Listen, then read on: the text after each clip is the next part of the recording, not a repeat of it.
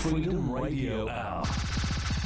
Live on Capital Radio 91.6 FM. All right, everybody. Welcome to another edition of the Freedom Radio Hour. I'm your host, DJ Adam Cruz, and I have my fantastic co-host right here. Eddie Nicholas, what up, beautiful people, and welcome to 91.6 FM, the Heartbeat of Sudan, and DWildRadioMusic.com. We're so glad that you decided to come and join us today. Adam, what is going on in the world of news, music, and, can we say sports, because it's been a topsy. Oh my gosh, you're so funny. Yes, it is very sports-like. Well, first, let us take a second to let our listeners and our viewers know that the Freedom Radio Hour is here, not only giving you fantastic music, but we're here to be your number one source for music business news and trends from around the globe. I gotta give you an update, brother. You are gonna gag. Remember how we talked about in prior episodes that Netflix, one of the biggest streaming video sites that are out there in the world, was dealing with a bit of a problem. They, as you told us so eloquently in prior episodes, Netflix had promised their stakeholders and Wall Street a projected earnings for the year, and they fell short by the tune of 2 million folks. Yes. So they almost 2 million. 2 million. I don't remember the final count, but at any rate, I think it was, when I think about it, I think the projection was that they were going to have 7.1 million, and they came short. It was like 6.7. So there was that 400,000 left over. They had to deal with that. So we were speculating about what will happen, what will Netflix's response would be. I was hypothesizing with you that we thought maybe Netflix would go into the streaming music game because it's an easy fix and they could plug that hole, meaning that fiscal gap that they're experiencing. Well, we got some signs.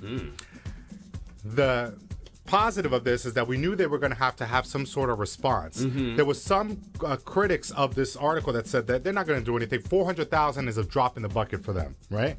But you and I talked about they're going to have to do something, because 400,000 now might spell $2 million, $3 million in losses later. Down the line. Yeah, so they got to deal with it, right? Well, they have been quietly testing a price increase in Australia. Starting July 1st, they have been trying to figure out if they could offer more pricing tiers. You see, Netflix in trying to fix this problem, and I'm sure others, because they have other issues to contend with besides this loss of $400,000 or whatever it was. They're figuring, okay, if we could offer more pricing tiers and people can choose the things that best fit their lifestyle. There was a big rumor now that they are quietly testing weekend rates. Meaning that if you pay a certain amount, you could access Netflix on the weekends only. And they're saying maybe that could bring in some dollars, which seems kind of genius if you think about it. Because if you work all week, the chances of you checking Netflix during the week might be slim. And the weekends, when you don't work, maybe that's more of the time where you watch. Now, included with this, would it be unlimited weekend watching? I know, now we're getting into I feel like a cell phone carrier, right? Remember when the cell phones came out? They used to have this sort of unlimited nights and weekends. It feels like Netflix might be thinking about this. They have responded, said, take it easy, everybody. We're not trying to say we're going to do a price hike around the globe. We're simply trying to test, like we often do with these pricing models. But you and I, doing our research, know that when you place your Freedom Radio Hour eye on this particular article, there's some very funny business going on, which is, they're trying to figure out how to deal with this loss in money. And they're trying to stay afloat and remain sustainable, because, like we've mentioned before, Netflix does not rely on ads, because it's all pay. You don't have to sit through any commercials, nor do they offer streaming music right now. And what a better way to go out and find other clients than the worldwide market. Because, again, they can make those 400,000 up someplace else, especially, they're testing in Australia.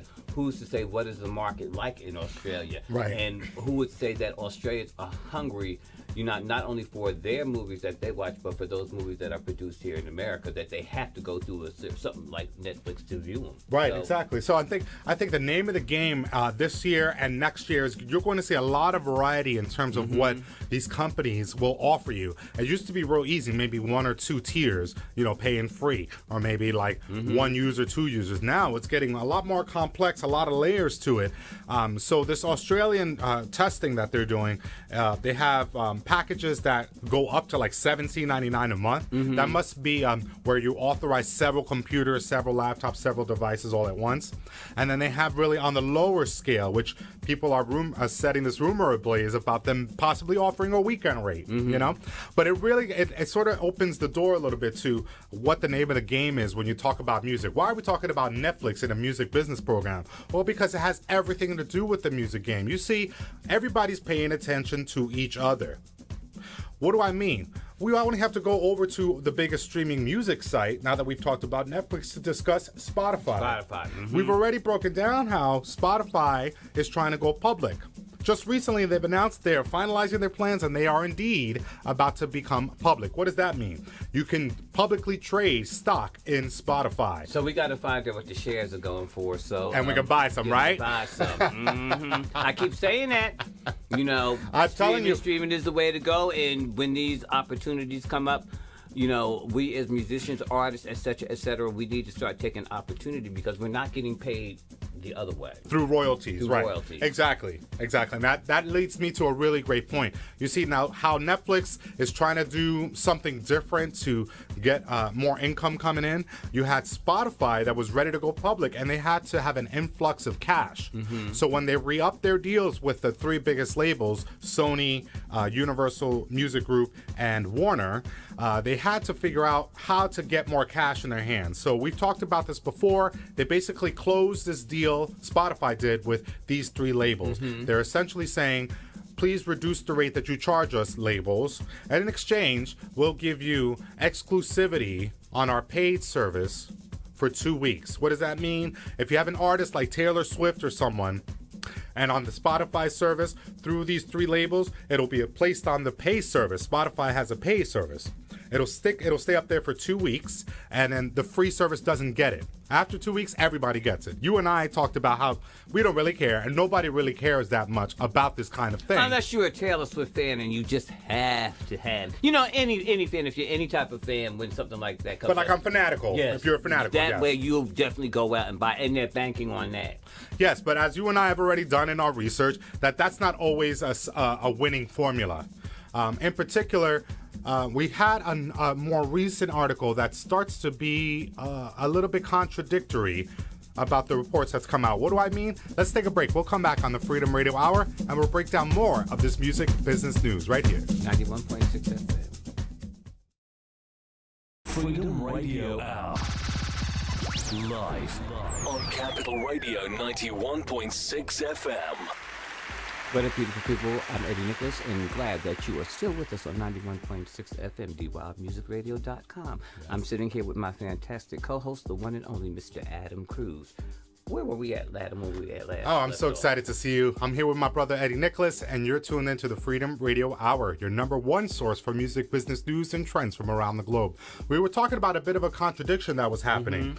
You see, Spotify, one of the biggest music outfits in the world in terms of streaming, has just inked a long-term deal with three of the biggest labels in the world, Warner, Universal, and Sony. Basically, in a nutshell, Spotify is about to go public. They're going to be a publicly traded company. It's called an IPO. In order to get ready for this initial public offering, what Spotify did was secure a multi-year deal with these labels where they asked the labels to charge them less to use their music. In exchange, Spotify, who has a free service and a pay service, says to the labels, okay, for 2 weeks, the albums that you put out will be available exclusively through our paid service only. After 2 weeks, our free and our premium users get access to that product after that. Okay? You and I have talked about, nobody cares about this. But I found it very interesting that very recently, the head of Apple, one of the biggest heads of Apple Music, Jimmy Iovine, you know, Jimmy Iovine is like a very legendary person. He also co-founded Beats by Dre along with Dr. Dre. He co-founded Interscope. So a very reputable, highly respected person in the industry. Jimmy Iovine very recently has talked about this idea that labels do not want exclusivity anymore at all. Not like you and I have been speculating that, yeah, they're obviously shying away. Over time, they're going to lean away from it. Jimmy Iovine saying they're done right now. They do not want to offer exclusivity at all. Why is that a problem? Because we just talked about how Spotify just inked this multi-year deal where they're essentially offering exclusivity for this reduced rate. So I'm trying to figure out what is going on here. And and wasn't that the thing that they tried to do with Tidal and all these other, these other little streaming services? They tried to make things exclusive. And, gimmicks.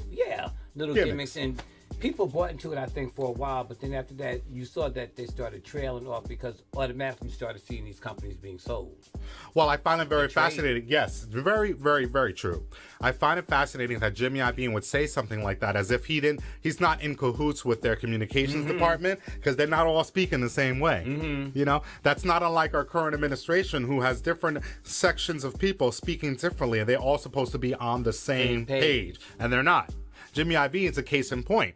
He's saying, hey, just so you're aware, Apple Music is trying to go above and beyond the streaming game. He's saying that we're launching original content. He's doing TV and film. What he's announced, the reason why this comment came out is he was in the middle of announcing that Apple Music is just about to launch this program hosted by Dr. Dre that Jimmy Iovine claims will be a game changer in music. What does he mean? Evidently, it's called Vital Signs. It's supposed to offer all of these things in one program. Apple Music, they want you to have all of this culture through their little device. They want it all in the one little device. So what he's arguing, Jimmy, is that this show that Dr. Dre is about to launch is going to be a game changer because it's going to give you storytelling, music, video, all of these things all in one experience. I'm eager to find out what it is, but I side-eye this already because it sounds like satellite radio. Or a virtual music little catalog, a playlist, or a book. Yes, it sounds like a Spotify playlist where the guy, a famous person, Dr. Dre in this case, will say, hey, listen to my man Snoop Dogg's new record or whatever. And it's not really as enticing as you think it might be. According to Jimmy, though, it's a game changer. It's going to move the needle. It's going to add an advanced layer of storytelling, which they think Apple Music is all about. But in doing this, he talked about sort of the future of streaming music and made this really telling comments that were in contradiction to the deals they just struck, these labels. So I feel like maybe Jimmy Iovine is not understanding the attitude from the labels because they're not quite giving up that exclusivity model that he thinks. Anyway, I wanted to talk about also what was happening with just two other things. With this administration, there's been a lot of talk about what's real versus what's fake, what's reputable, what's not reputable. What's alternative. Yes, alternative facts, all of that. In the midst of this, our current president is still dealing with one of his biggest lawsuits, which is around this university he started. You see, back when he was just a real estate mogul, a private citizen, he launched Trump University. Right? And in short, you guys may already know this, that Trump University offered the opportunity to hobnob with Donald Trump and his associates, learn the tricks of the trade, how to become a successful real estate tycoon like him, etc., etc. Except they seem to have overpromised and underdelivered because they're in the middle still of various lawsuits around Trump University. Who's suing them? Well, you may know this, but students and employees are suing Trump University because of either they weren't getting paid right, or the students were promised certain things, they weren't given that, or they just paid money and didn't get any credentials in return. Okay? Why are we talking about this? Well, one of our own music outfits is dealing with the same problem. Here in New York City in the States, we had a very famous vinyl retailer, Dubspot. Did you ever go to Dubspot back in the day? I can't remember. I would remember. No, I did. Oh, yeah, where's it at? That was in the East Village somewhere, I think. I forget the exact address. At any rate, it was one of the various stops he used to make. Anyhow, Dubspot, knowing that DJ culture was blowing up more and more and more over the years, decided to venture into DJ gear. And once they started to sell gear and get into that, then they got into teaching. They offered Dubspot DJ school, essentially. And so you get there and you'd have all your gear and you could practice with Dubspot, get trained by instructors, get credentialed, and you would hobnob with industry insiders, DJ insiders, if you will. Well, Dubspot has had several lawsuits by the tune of 55 students and employees that have all filed suit against Dubspot. Essentially, they're claiming the same thing that students and employees claimed for Trump University, which was They were promised X amount of things. They weren't given. They said the teachers would straight up not show up. They say they sometimes weren't even offered or issued refunds after trying multiple times.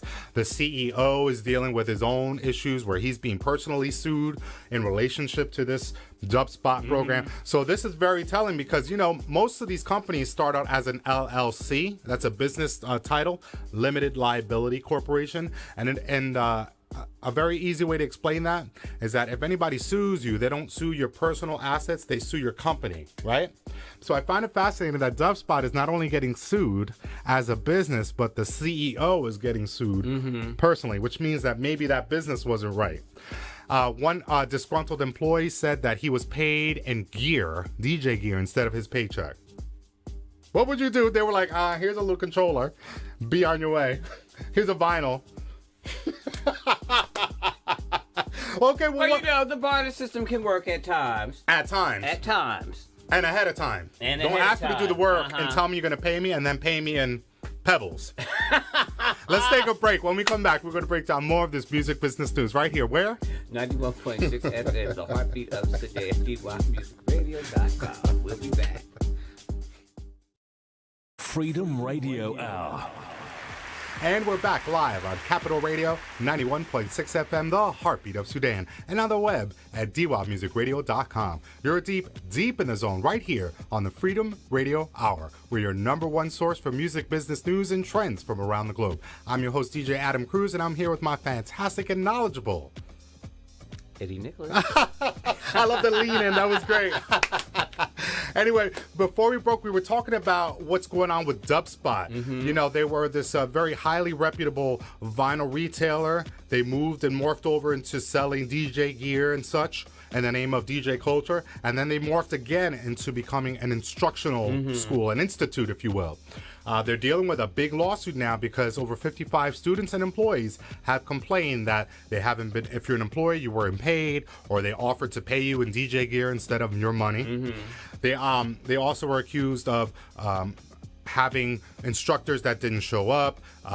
When students asked for a refund, they weren't given the refund in some cases. So you have a big issue with that. But why are we talking about this? Because it really makes me think about what's the call to action. If you're someone that you want to learn more about DJ culture or producing music, you are definitely at one time or another going to sign up with an institute of some kind. If it's not DubSpot, you're going to sign up with something that's similar. So what are some of the things you can do? What do you think you would want to do? I know for me, I would want to, especially if it's a new school, I would be checking out all the reviews. I would be interviewing students, and I would make sure that those students weren't coming from the college or the institute. I would find students walking by the campus and ask them what's their experience. I would see if I could get maybe an alumni. Can I get in contact with some alumni that are not being sort of lobbied or their opinion skewed in some way by the institution? I'd rather find that out. And of course, what are some of the other things you think you could do? Better Business Bureau. Better Business Bureau. So here in the States, I don't know what it's like around the world. But check people's credentials, which, you may not think it's easy, but it is, because a lot of people will come up with bogus degrees and credentials just to get you through the door to make you think things are legit. Right. So you got to do your research. You have to do your research. I think the other thing too is that sometimes if you sign up for these like multi-semester packages or full year, maybe sign up for one. Consider going maybe unmatriculated. That's a fancy way of saying instead of becoming a sort of full-time student, maybe you could try one and see how it goes, especially if they're new. If it's a hard hustle. What is the hard hustle? A hard hustle is when they barrage you and really try to get you to buy into what they're trying to sell you, because it's a sell. Right. Very interesting. Sell. So if you have someone coming at you and they're thinking, "Oh, this is fantastic, this is perfect, this is that," this is and then like a overly assertive. Oh yes, overly assertive and aggressive. Yep. Pay attention. That's a very good point. And but I think even with all these things in mind, I do feel bad because you want to assume that these 55 students, employees, a decent amount of them did what we just suggested. They did try to do their due diligence and their homework and such. And so I think at this point, what you want to do is keep your guard up. Trust but verify, as we're basically saying. Look at the insides and outsides of these organizations and see if there's some other ones that exist. Because sometimes if we find the one and we get so excited by what they offer that we'll sign up and not realize that there might be 3 or 4 other schools that could offer maybe more for the money that you're willing And also, to look pay. who's backing these programs, because a lot of time whoever's The backing these benefactors, programs, the underwriters, yes. that will let you know if these things are really legitimate or have some, not really, well, have some legitimacy. Well, unfortunately, it has spelled the end of DoveSpot. They have closed their 2 locations in New York City and LA. They did not issue a formal announcement. They are not taking any interviews. They are not discussing this at all, because I bet you their attorneys at this point are saying, don't say anything. So, speaking of the death of something, I have to talk about it in our last few moments on this episode, about the death of a most popular format that we had at one time. You know, when digital music first came out and you could download music, do you remember the format that you downloaded in? What was the file? Oh, please don't give me, that's too much for me to think about. It was an MP3 back in the day. MP3, Okay. And then iTunes, very shortly after launching their store, they offered MP3 and then this other kind of format called AAC. It's essentially different kinds of ways you can download material. Well, right now, the company, they're the German outfit by the name of Fraunhofer Institute of Integrated something. I can't even get it all out. Integrated Circuits, that's what it is. Fraunhofer Institute of Integrated Circuits. They're the company that owns the rights to the MP3. They have decided to cease any further licenses for some of the MP3 patents that exist, which essentially marks its demise. It came out in the 90s. MP3 made it so that you could put a lot of material in a short amount of space. So in the case of a CD back in the day, you have 700 megabytes to fit on there. If it was an MP3, you could fit almost 100 songs in one little CD. Well, now, in the advent of streaming and other formats, basically MP3 is, for a long time, has been dying off in favor of this AAC, like I'm telling you about, and other formats that seem to take precedence. You know, right now, there are a lot of what they call lossless. This idea that you could download a file and you don't lose any quality in the music. They're saying MP3 represents the worst of that, because you used to lose a lot of good sound if you had a really low bit rate. So they're saying that we've known, industry insiders have known, that the MP3 was going to be nearing its end for a while now. So yeah, so it just came out in last month, and it came out to no media attention. It spells, you know, nobody cared, basically. So the MP3 is now over. We're all going to be looking towards AAC. If you can still download stuff, by the way. It doesn't mean that it won't be around. It just means that they won't issue new licenses. So if you have new networks, new interfaces, they won't issue MP3 licenses for that. Most companies nowadays, they don't care.